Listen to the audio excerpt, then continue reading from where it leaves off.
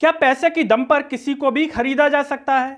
क्या किसी का भी ईमान पैसे पर बिक सकता है? ऐसा हम इसलिए कह रहे हैं क्योंकि मध्य प्रदेश के युवाओं के मन में, मध्य प्रदेश की जनता के मन में शायद ऐसा बस गया है और ऐसा बसने की वजह से उनकी जो भावनाएं हैं वो सड़कों पर निकल करके आ रही हैं। कई तरह के सवाल खड़े हो रहे हैं। कौन कर रहा है सवाल खड़े कि मध्य प्रदेश में सीएम तो नए आ गए लेकिन खेल वही पुराना है जो पहले चलता था, पैसे के लेन देन का। और साथ ही साथ पटवारियों की हो गई फर्जी जांच। नमस्कार, मैं हूं गिरिराज शर्मा और आप देख रहे हैं सरल टॉक। मध्य प्रदेश के युवाओं को लगा था कि मध्य प्रदेश में अब फिर से भाजपा की सरकार आ गई है, नए मुख्यमंत्री आ गए हैं तो शायद उनके जीवन में नया उदय आ जाएगा। लेकिन शायद यह उनकी गलतफहमी थी, क्योंकि मध्य प्रदेश के युवा जो सोच रहे थे कि मध्य प्रदेश में एक जो भर्ती परीक्षा हुई थी, पटवारी भर्ती परीक्षा, इसमें पारदर्शिता के साथ सबके सामने सारी चीजें आ जाएंगी। ये वही भर्ती परीक्षा है जो चर्चा का विषय बनी थी मध्य प्रदेश विधानसभा चुनाव में, और इतनी चर्चा हुई थी कि पूरे देश में इसने सुर्खियां बटोरी थी। मध्य प्रदेश में भाजपा की सरकार आ गई, लोगों को लगा कि कुछ नया आएगा, लेकिन नया कुछ आया नहीं, आया तो सिर्फ पुराना। जांच में यह आया है कि किसी भी तरह का कोई घोटाला नहीं हुआ है। सोचिए, इतने महीनों का इंतजार किया युवा ने, लग रहा था कि जो फर्जीवाड़ा सामने साफ तौर पर नंगी आंखों से दिख रहा है, टॉपर्स का मामला, उसमें कुछ तो जांच में निकलेगा। लेकिन जांच में तो भाई साहब कुछ भी नहीं निकला। यानी कि जो बच्चे इंटरव्यू में, टीवी पर, कैमरे पर यह नहीं बता पा रहे कि मध्य प्रदेश की राजधानी क्या है, कितने जिले हैं, तो इस सफलता को कौन पचा पाएगा। लेकिन जांच करने वाले साहब ऐसे हैं कि उन्होंने बताया कि किसी भी तरह का कोई फर्जीवाड़ा नहीं हुआ है। इस चीज को मध्य प्रदेश का युवा नहीं पचा पा रहा है और इसी के चलते मध्य प्रदेश के युवा ने विरोध प्रदर्शन किया। केवल एक जिले में नहीं बल्कि मध्य प्रदेश के समस्त जिलों में उसने विरोध प्रदर्शन किया। साफ तौर पर उसका कहना यह है कि हम इस प्रकार की जांच को नहीं पचा पाएंगे, इसकी पुनः जांच हो, एसआईटी का गठन किया जाए। यह मध्य प्रदेश के युवा की मांग है, क्योंकि एक तरफ इन पटवारियों को नियुक्ति दी जा रही है, युवाओं को शक है कि इस नियुक्ति में जो फर्जी लोग हैं, जिन पर साफ तौर पर दिख रहा है कि प्योर फर्जी हैं, वो भी शामिल हो जाएंगे। वो समस्त युवाओं का एक तरीके से विरोध नहीं कर रहे हैं चयनितों का, लेकिन जो साफ तौर पर फर्जी दिख रहे हैं उनका तो विरोध हो रहा है। उन्हें लग रहा है कि सही के साथ ये फर्जी भी घुस जाएंगे, और जब ये फर्जी घुस जाएंगे तो जब ये फील्ड में काम करेंगे तो फर्जी पना फैलाएंगे। जी हां, क्योंकि जो बच्चे पैसे की दम पर, दलाली के दम पर चयनित हुए होंगे या फिर फर्जीवाड़े की दम पर चयनित हुए होंगे, तो उस पैसे की वसूली कहां से होगी? जनता के पैसे से ही होगी साफ तौर पर, इससे तो इनकार नहीं किया जा सकता है। और जब जनता के पैसे से होगी तो ऐसा ना तो मध्य प्रदेश के माननीय नए नवेले मुख्यमंत्री मोहन यादव चाहेंगे, ना ही पुराने मुख्यमंत्री शिवराज सिंह चौहान चाहेंगे, और ना ही चाहेंगे देश के यशस्वी श्री श्री 1008 प्रधानमंत्री जी नरेंद्र मोदी जी भी नहीं चाहेंगे कि जनता को रिश्वत देनी पड़े। तो आखिर ऐसी जांच में क्या दिक्कत है जिसमें सबको यकीन हो जाए, दूध का दूध और पानी का पानी हो जाए? ऐसी जांच जिस पर कोई यकीन ही नहीं कर पा रहा, आरोप लग रहे हैं कि पब्लिक डोमेन में नहीं आई है, ऐसा लग रहा है कि जल्दबाजी की जा रही है नियुक्ति देने में और फर्जियों को बचाया जा रहा है, ऐसा लग रहा है।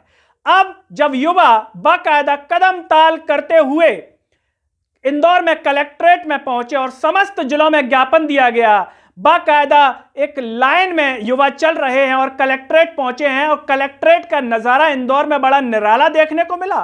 वहीं पर क्लास लग गई साहब। क्लास किस चीज की? जीके की। जी हां, जीके की क्लास तो लग गई, लेकिन ऐसा जीके पढ़ा दिया युवाओं ने कि भूलेंगे नहीं राजधानी। जी हां, याद ही हो जाएगी। जिसको नहीं पता होगा एमपी की राजधानी क्या है तो वो बाकायदा गूगल पर सर्च कर लेगा। युवा चीख चीख करके आंदोलन में कह रहे हैं कि एमपी की राजधानी क्या है, और जो युवा हैं वो कह रहे दिल्ली है, दिल्ली। एमपी में कितने जिले हैं नहीं पता, नहीं पता। विरोध प्रदर्शन का यह अनोखा तरीका इंदौर में युवाओं के द्वारा अपनाया गया। दिल्ली है, ये हमारे टॉपर के आंसर थे। और सुन लो, ये शर्म की बात है नहीं है। अब सुन लो, इधर सुन लो, जिनने ये जो यहाँ बैठे हैं, आप हम सब एक गरीब मध्यम वर्गीय परिवार के बेटे बेटियां हैं, और हमारी प्रतिभा का सौदा आप करके आप कहाँ जाओगे? अरे आपको नरक में भी जगह नहीं मिलेगी। ये देश के प्रदेश के लोग युवाओं को बेच रहे हैं। ऐसा लग रहा है कि कलेक्टर साहब भी अंदर बैठे होंगे, तो अगर वो भी भूल गए होंगे राजधानी क्या है, तो याद हो गई होगी उनको भी। हालांकि वो उनका ज्ञापन लेने के लिए नहीं आए। जो जॉइंट कलेक्टर है उनको ज्ञापन देकर के संतुष्ट होना पड़ा, ऐसा युवाओं ने बताया। बाद में ले लिया हो कलेक्टर साहब ने तो पता नहीं, लेकिन हमें जो व्हाट्सएप के माध्यम से जो सूचना भेजी NEYU के द्वारा, उस आधार पर हम आपको बता रहे हैं कि जॉइंट कलेक्टर जो भी अधीनस्थ अधिकारी हैं वो लेकर के ज्ञापन चले गए। कलेक्टर साहब को वैसे आना चाहिए था। युवा जब कभी तो मिलने के लिए आते हैं तो अपने कम से कम युवाओं से मिल लेते, उन्हें कुछ ना कुछ टिप्स दे देते सफलता की, तो कलेक्टर साहब के द्वारा उन युवाओं का आगे और भला हो जाता। बहरहाल वो नहीं आए, आगे आएंगे पता नहीं है। युवाओं ने 2 दिन का समय दिया है सरकार को कि 2 दिन में फैसला कर ले, वरना भोपाल में भी घंटी बजा दी जाएगी, आंदोलन की घंटी। कौन बजाएगा? MP का युवा। मुख्यतः जितने भी जिले हैं सभी में ज्ञापन दिया गया, चाहे रीवा की बात करें, विदिशा की बात करें। युवा अपना कीमती समय निकालकर, पढ़ाई में से अपना कीमती समय निकाल करके मध्य प्रदेश की सरकार को यह बताने आया कि वो जिंदा है, मरा नहीं है, कि मर गया हो कि देख लिया साहब फर्जीवाड़ा दिख रहा है और उसे पचा गए हो। युवा इसलिए और आया जिससे बता सके कि आगामी परीक्षाओं में फर्जीवाड़ा ना हो जाए और इसमें भी ठीक तरीके से न्याय हो जाए। यह युवा उम्मीद कर रहा है मध्य प्रदेश के मुख्यमंत्री डॉक्टर मोहन यादव से। नाम में डॉक्टर लगा है, यानी कि पढ़े लिखे हैं, तो बाकायदा युवाओं की पढ़ाई का महत्व भी समझते होंगे। तो हमें लगता है कि मोहन यादव जी को इस पर जरूर संज्ञान लेना चाहिए।